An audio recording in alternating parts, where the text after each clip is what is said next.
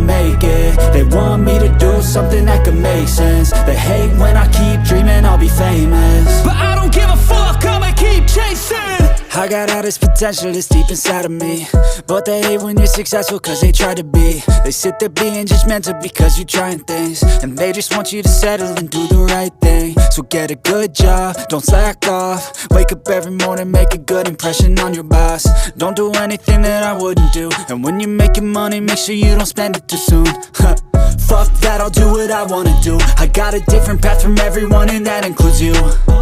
Who are you to tell me how to live life? In these times it feels like nobody's right, yeah. So I'ma figure out what else we succeed, and then invest all of my time into that and proceed.